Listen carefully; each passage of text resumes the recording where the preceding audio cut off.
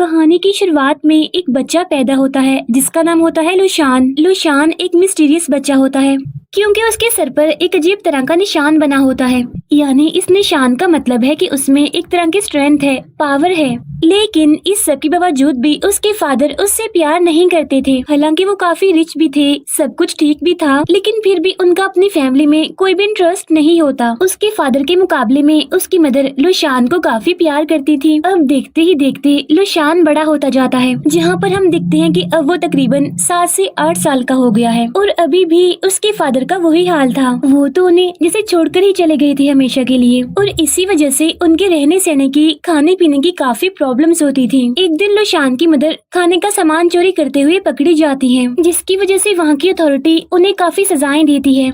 उधर हम बाजार में लुशान को देखते हैं जो कि चॉकलेट खा रहा था और एक गेम शो देख रहा था। तब लोगों के बीच में एक लड़का आकर उसकी चॉकलेट चुरा लेता है और जब लुशान ये देखता है तो वो उसके पीछे पड़ जाता है अपनी चॉकलेट वापस लेने के लिए। लेकिन वो लड़का और उसके दोस्त लुशान का काफी मजाक बनाते हैं और उसे काफी परेशान भी करते हैं। साथ साथ वो उसकी सर से कैप उतार कर उसे निशान पर मारते हैं, जिससे लुशान को इतनी दर्द होती है कि वो वहीं पर गिरकर बेहोश हो जाता है। लेकिन फिर देखते ही देखते लुशान बड़ी पावर से उठता है और उन सभी लड़कों को वो एक एक करके मारने लगता है। तब कुछ लोग वहाँ पर आकर लुशान को ऐसा करने से रोकते हैं। अब इसी बाजार में किंग का एक कमांडर भी आया हुआ था और वो भी लुशान को लड़ते हुए देखता है और वो लुशान की सुपर स्ट्रेंथ देखकर काफी इम्प्रेस होता है और उसे अपने साथ ले आता है। और तभी लुशान की मदर को पैलेस से बाहर फेंक दिया जाता है। यहाँ पर हम देखते हैं कि उसकी मदर की हालत काफी खराब है क्योंकि वो इंजर्ड होती है। यहाँ पर वो कमांडर भी लुशान की मदर से मिलता है। वो लुशान की मदर से काफी रिक्वेस्ट करता है कि मैं आपके बेटे लुशान को अपने साथ रखना चाहता हूँ ताकि बड़े होकर ये काफी बड़ा वॉरियर बने, क्योंकि इसके पास अलग ही तरह की पावर्स हैं, स्ट्रेंथ है। तब लुशान की मदर सोचती है कि ये आदमी शायद उसे कुंग-फू सिखाएगा, उसे ट्रेनिंग देगा और एक अच्छा वॉरियर बनाएगा।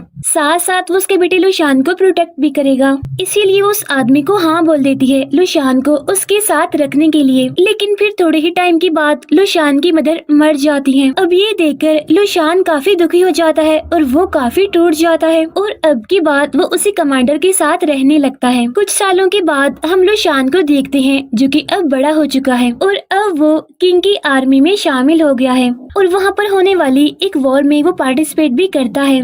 यहाँ पर वो बिल्कुल किसी आम इंसान की तरह ही लड़ रहा था, लेकिन हम देखते हैं कि किंग की आर्मी हार रही थी। तभी हम देखते हैं कि कमांडर का एक आदमी आता है और वो लुशान को ही मारकर उसे नीचे गिरा देता है और उसके सर के निशान पर वो जोरों से बार बार मारता है, जिसकी वजह से वो निशान बड़ा होने लगता है और उसका रंग भी ब्लैक होने लगता है। लेकिन फिर देखते ही देखते लुशान उठता है और अब लुशान की आंखें पूरी तरह से चमकने लगती हैं और उसके अंदर एक अलग ही तरह की पावर डेवलप हो गई थी। वो दुश्मनों की आर्मी के लोगों को एक एक करके मारने लगता है और उन पर भारी पड़ रहा था और देखते ही देखते वॉर के उस मैदान में वो सभी को हरा देता है, जिसकी वजह से किंग वो वॉर जीत जाते हैं। लेकिन लुशान ठीक नहीं था, उसकी हालत काफी खराब हो गई थी, इसीलिए फौरन उसे डॉक्टर के पास ले जाया जाता है। डॉक्टर उस निशान को चेक करता है और उससे पूछता है कि तुम ऐसे क्यों हो, तुम बार बार लड़ाई क्यों करते हो। तब लुशान कहता है कि मुझे ऐसा करने के लिए कमांडर ने ही कहा है, उसने मुझे कहा है कि तुम जितना ज्यादा लड़ोगे उतनी ही ज्यादा स्ट्रॉन्ग बनोगे। जिस पर डॉक्टर कहता है लेकिन इसमें तुम्हारा तो कोई फायदा नहीं है, क्योंकि जितनी बार भी लोग आकर तुम्हारे निशान को हिट करते हैं, तुम्हें मारते हैं, तो तुम्हारा निशान काला होने लगता है और जिस दिन ये निशान पूरी तरह से काला हो जाएगा उस दिन तुम मारे जाओगे।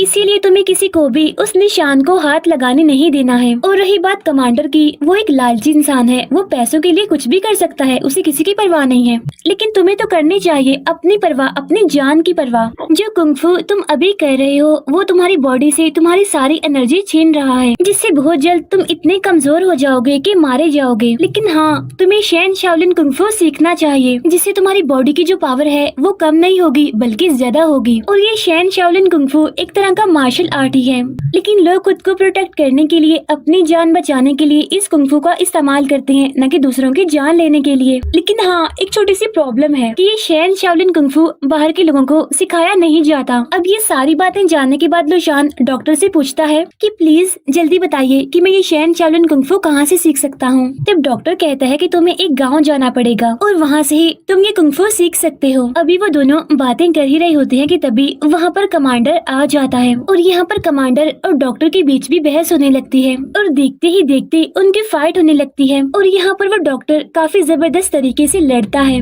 और वो यहाँ पर खुद को प्रोटेक्ट करने के लिए शैन शाओलिन कुंफू का इस्तेमाल करता है। अब लू शान भी उसकी ये स्किल्स देख रहा था और वो काफी हैरान होता है और उसे भी वो कुंफू सीखने का शौक हो जाता है। फिर हम देखते हैं कि उसी रात दुश्मन इन पर अटैक कर देते हैं और वहाँ हर तरफ आग लग जाती है। अब लू शान को वहाँ से निकलना था, लेकिन जाने से पहले वो डॉक्टर से मिलता है और उससे पूछता है कि मुझे ये तो बता दे कि वो गांव आखिर है कहाँ पर, यानी जहाँ से मैं शैन शाओलिन कुंफू सीख सकता हूँ। तब डॉक्टर उसे एड्रेस बताते हैं और कहते हैं कि तुम्हें ग्रैंड मास्टर से ही ये कुंफू सीखना है। और अब लू शान अपनी मंजिल को पाने के लिए अपनी सफर पर निकल जाता है। अब काफी दिनों तक वो गांव से गांव में भटकता रहता है, यानी एक गांव से दूसरे में और दूसरे से तीसरे में। तब उसे पता चलता है कि एक बड़ी सी पहाड़ी के उस पार वो गाँव है जहाँ पर उसने जाना है, यानी जो उसकी मंजिल है। और फिर कुछ टाइम के बाद वो वहाँ पर पहुँच भी जाता है। ये गाँव काफी छोटा था और काफी ऊंची ऊंची पहाड़ों के बीच में था, साथ साथ ये पूरी दुनिया से अलग था। और इस गाँव में टोटल 40 से 50 घर ही थे, लेकिन ये लोग अपने कल्चर, अपनी रिस्पेक्ट, रहन सहन कॉन्सेप्ट को मानते थे और उन्हें समझते थे और उनकी रिस्पेक्ट करते थे। उन्हें तो बस वेस्टर्न कल्चर से दूर रहना था। अब गांव के अंदर आने के बाद लू शान ग्रैंड मास्टर को ढूंढने लगता है, लेकिन सारे गांव वाले उससे एक ही सवाल करते हैं कि क्या तुम शैन शाओलिन कुंफू सीखने आए हो, जिस पर वो फौरन हाँ बोलता है। तब गाँव का हर एक इंसान उससे यही बात करता है कि हमारा ये आर्ट, हमारा ये कुंफू बाहर के लोगों को नहीं सिखाया जाता और हमारा ये आर्ट बस हमारे गांव में ही मौजूद रहेगा, यहाँ से बाहर नहीं जाएगा। इसीलिए वो लू शान को वापस जाने के लिए कहते हैं। तब लू शान काफी अपसेट और डिसअपॉइंटेड होकर वहीं पर ही बैठा रहता है। तभी काफी बड़ी गाड़ी में बैठकर एक लड़की यूनी और एक लड़का जिंग आते हैं, लेकिन जिंग की गाड़ी लू शान को हिट कर देती है, जिसकी वजह से लू शान कुछ दूर गिरता है और वहीं पर ही बेहोश हो जाता है। तब वो लड़की यूनी लू शान को होश में लाने के लिए उसके पास आकर उसे पूछती है कि क्या तुम ठीक हो, तुम्हें लगा तो नहीं। लेकिन इतनी प्यारी यूनी को देखकर लू शान फौरन उठ जाता है, उसे वो काफी अच्छी लगती है। असल में यूनी यहाँ के ग्रैंड मास्टर की बेटी होती है और यहीं पर हम यूनी के साथ आए उसके फ्रेंड जिंग को देखते हैं, जो कि एक काफी बड़ा ऑफिसर था। और जिंग इसी गांव में ही रहकर बड़ा हुआ था, लेकिन वो इस गांव का नहीं था, यानी वो यहाँ से बिलोंग नहीं करता था और आगे स्टडी करने के लिए वो इंग्लैंड गया था और वहीं से ही उसने ट्रेन और अलग अलग कंपनीज की टेक्नोलॉजी सीखी थी। और वो ईस्ट इंडिया कंपनी के साथ मिलकर इस गांव में एक ट्रेन लाना चाहता था। उसी के साथ शाम में यूनी सारे गांव वालों के साथ उसकी एक मीटिंग बुलाती है और यहाँ पर जिंग सबके सामने एक रेलवे का प्रपोजल रखता है। अब क्योंकि इनका गांव काफी ऊंचे ऊंचे पहाड़ी इलाकों में था, इसीलिए लोगों को यहाँ पर आने जाने में प्रॉब्लम होती थी। इसीलिए वो उन पहाड़ों को खोद कर यहाँ पर वो ट्रेन लाना चाहता था, क्योंकि ट्रेन के आने से काफी फायदा होने वाला था और उसके साथ ही साथ यहाँ पर बिजली भी आने वाली थी। और इन्हीं सब का डेमो वो उस टाइम दे रहा होता है, लेकिन उसी टाइम अनलकीली उसकी मशीन में शॉर्ट सर्किट हो जाता है, जिसकी वजह से हर जगह आग लगने लगती है। तब ये देखकर सारे गांव वाले वहाँ से चले जाते हैं और इसीलिए वो उस ट्रेन के लिए जिंग को भी मना कर देते हैं। ये देखकर जिंग को काफी बुरा लगता है, वो काफी नाराज होता है। फिर नेक्स्ट डे यूनी जब अपने घर में होती है तब उसके पास लू शान आता है और वो उससे भी ग्रैंड मास्टर के बारे में पूछता है। तब यूनी उसे बताती है कि यहाँ से काफी दूर एक जंगल है, वहाँ पर एक मोनेस्ट्री है और वहीं पर ही तुम्हें ग्रैंड मास्टर मिल सकते हैं।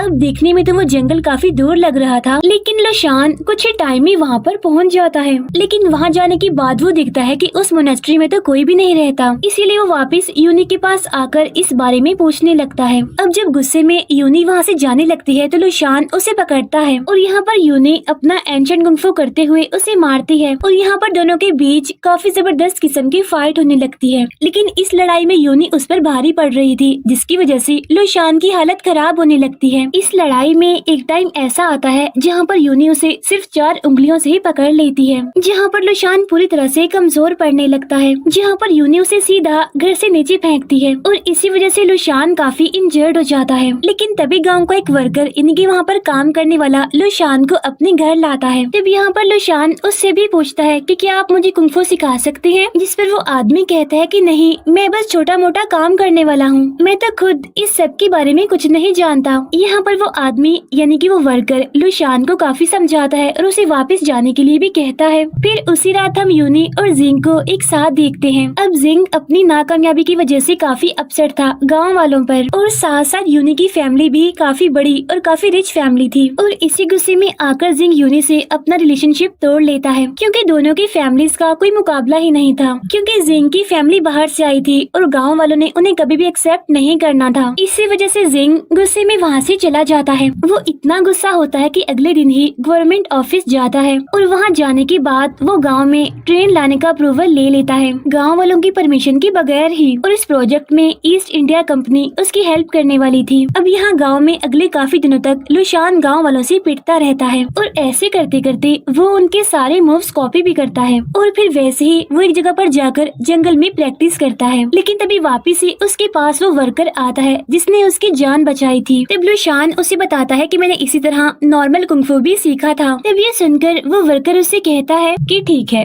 लेकिन मेरी एक बात सुनो कि अगली बार जब भी तुम किसी से फाइट करोगे तो तब तुम उनके सारे ट्रिक्स, उनके सारे मूव्स याद रखना जो वो तुम्हारे खिलाफ यूज करेंगे, और फिर वही ट्रिक्स, वही मूव्स तुम उन पर इस्तेमाल करना अगली बार। नेक्स्ट डे लुशान गाँव जाता है जहाँ पर एक लड़का उसे एक चैलेंज देता है। वो लुशान से कहता है कि अगर तुमने मेरे हाथ पर रखा हुआ टोफू गिरा दिया तो तुम जीत जाओगे। और अब देखते ही देखते उनकी फाइट स्टार्ट हो जाती है। अब यहाँ पर पहले तो लुशान काफी मार खाता है, लेकिन फिर वो उस लड़के के सारे मूव्स, सारे ट्रिक्स को कॉपी करने लगता है और उसी लड़के को उसी तरह मारने लगता है बदले में। इस फाइट के दौरान लुशान को कोई धक्का देता है जिसकी वजह से लुशान उसी लड़के पर जा गिरता है और उसके हाथ पर रखा हुआ टोफू नीचे गिर जाता है। अब इस तरह से लुशान जीत गया था। लेकिन तभी लुशान को याद आता है कि उसे किसी ने धक्का दिया था, तो क्या पता वो ग्रैंड मास्टर ही हो। इसीलिए वो उन्हें ढूंढने के लिए वहाँ पर जाता है, लेकिन उसे तो वहाँ पर कोई भी नहीं मिलता। लेकिन यूनी समझ जाती है कि उसे धक्का किसने मारा होगा, यानी उसे कुंफू कौन सिखा रहा है। इसीलिए यूनी फौरन उस आदमी के पास पहुँचती है और उसे काफी डांटती है क्योंकि उसने इस गाँव के रूल्स को तोड़ा था। यहाँ पर हमें पता चलता है कि उसे धक्का मारने वाला कोई और नहीं बल्कि वही वर्कर था। यूनी उसे कहती है कि आपको पता है अच्छी तरह कि ये कुंफू बाहर के किसी भी आदमी को सिखाया नहीं जा सकता। लेकिन वो आदमी इनकार करते हुए कहता है, लेकिन मैंने तो उसे कुछ भी नहीं सिखाया, बल्कि उसने आसपास के लोगों से ही ये सब कुछ सीखा है। ऐसा कहने के बाद वो वर्कर वहाँ से चला जाता है। अब उसी दिन इनके गांव में एक काफी बड़ी मशीन आती है जिसकी वजह से वहाँ पर गांव में एक काफी बड़ा अर्थक्वेक आने लगता है। इसीलिए गांव का काफी नुकसान हो जाता है। असल में ये मशीन कोई और नहीं बल्कि जिंग लाया था और यहाँ पर उसके साथ उसकी कोलीग भी होती है। वो लड़की जिंग के साथ कॉलेज में पढ़ती थी और उसी ने ही इस प्रोजेक्ट में उसका साथ दिया था। अब यहाँ पर जिंग गाँव वालों के सामने आता है और वो सभी को 7 दिन के अंदर अंदर इस गाँव को खाली करने के लिए वार्निंग देता है, वरना ये मशीन उनके इस पूरे गाँव को डिस्ट्रॉय कर देगी। जब यूनी जिंग को देखती है तो वो उस पर काफी गुस्सा करने लगती है और ये सब कुछ करने से उसे मना करती है। लेकिन जिंग अपनी कोलीग को इशारा करके उस मशीन को आगे करवाता है जिससे गाँव के पूरे गेट को वो तोड़ देती है। अब सब कुछ नॉर्मल होने के बाद इनके गाँव में एक मीटिंग होती है, लेकिन यहाँ पर उनके ग्रैंड मास्टर जिन्हें लुशान ढूंढ रहा था वो यहाँ पर नहीं थे। तब ये देखकर यूनी को काफी गुस्सा आता है। फिर हम लुशान को देखते हैं जो कि उसी वर्कर के पास होता है। यहाँ पर वो वर्कर लुशान को इस गाँव की हेल्प करने के लिए कहता है ताकि गाँव वाले लुशान की इज्जत करें और उसे एक्सेप्ट भी कर ले। साथ साथ जिंग की वजह से लुशान के पास ये काफी अच्छा चांस भी था। फिर वो आदमी लुशान को इस बड़ी सी मशीन के अंदर भेजता है ये चेक करने के लिए कि आखिर ये काम कैसे करती है। जहाँ अब लुशान मशीन में जाकर वहाँ से काफी सारी डिटेल्स लाता है। उसी रात वो कोलीग जिंग को बताती है कि तुम मुझे पसंद हो और मैं तुमसे शादी करना चाहती हूँ। लेकिन जिंग उसे इसके लिए मना करते हुए कहता है कि जब तक मैं गाँव वालों के सामने खुद को प्रूव न कर लूँ मैं किसी भी रिलेशन में नहीं आना चाहता। लेकिन जिंग का ये इनकार सुनकर अब उसकी कोलीग वापिस से इंग्लैंड जाना चाहती थी। फिर यहाँ जिंग अपनी कोलीग से कहता है कि बेशक मैं तुमसे अभी शादी नहीं कर रहा, लेकिन तुम मुझे हमेशा से पसंद हो। अब ये सारी बातें यूनी भी सुन रही थी और जिंग का ये रूप देखकर उसे काफी बुरा लगता है, उसे काफी गुस्सा आता है। लेकिन तभी यूनी को वहाँ पर एक बुक दिखाई देती है जो कि असल में इस बड़ी मशीन का मैनुअल थी। इसीलिए यूनी चुपके से जाकर उस बुक को उठा लेती है। नेक्स्ट डे लुशान उस वर्कर की मदद से उस मशीन को डिस्ट्रॉय करने के लिए जाता है। उनके साथ साथ वहाँ पर यूनी भी होती है। फिर वो ठीक रात को उस मशीन को ब्लास्ट करने के लिए जाते हैं। यहाँ पर यूनी लुशान को बताती है कि हमें मेन कंट्रोल रूम तक जाना है जो कि बुक में दिया गया है। तो वो दोनों अलग अलग डायरेक्शन में जाकर उसे ढूंढने लगते हैं और फिर थोड़ी ही देर के बाद उन्हें वो मेन कंट्रोल रूम मिल ही जाता है। लेकिन तभी वहाँ पर जिंग आ जाता है और उन्हें ऐसा करने से मना करता है। लेकिन यूनी उसकी बात नहीं मानती और वो मेन मशीन में एक रॉड घुसा देती है जिसकी वजह से पूरी मशीन में शॉर्ट सर्किट होने लगता है और अब देखते ही देखते हर जगह पर ब्लास्ट होने लगते हैं। इसी सब के बीच जिंग की कोलीग काफी इंजर्ड हो जाती है जिसकी वजह से उसकी मौत हो जाती है। इस इंसिडेंट की वजह से यूनी भी बेहोश हो जाती है। इसीलिए लुशान उसे उठा आकर सारे गांव वालों के सामने आता है और तभी वहाँ पर आ जाते हैं ग्रैंड मास्टर भी। और अब यहाँ पर हमें एक शॉकिंग बात पता चलती है। असल में ग्रैंड मास्टर कोई और नहीं बल्कि वही वर्कर थे जो लुशान की मदद कर रहे थे। यहाँ पर वो वर्कर यानी ग्रैंड मास्टर बताते हैं कि मैं नहीं चाहता था कि कोई भी गांव वाला इस लड़ाई में शामिल हो, इसीलिए मैं लुशान की मदद से इस मशीन को डिस्ट्रॉय करना चाहता था, क्योंकि इस इंसिडेंट में एक फॉरेन यानी कि जिंकी कोलीग मारी गई और बहुत जल्द ईस्ट इंडिया कंपनी हम पर हमला करने वाली है। इसीलिए गांव के सारे लोग वॉर के लिए रेडी होने लगते हैं और फिर कुछ दिन के बाद उनकी आर्मी इन पर अटैक कर देती है। लेकिन गाँव के सारे लोग रेडी थे और ग्रैंड मास्टर भी इस लड़ाई में शामिल होते हैं। यहाँ पर उन लोगों के बीच काफी बड़ी वॉर होती है, जिसके बाद जिंग अपने साथियों के साथ यहाँ से भाग जाता है। लुशान भी इस लड़ाई में लड़ते लड़ते बेहोश हो गया था। साथ साथ उसके सर का जो निशान था वो भी काला हो गया था, जिसकी वजह से वो मरने वाला था बस।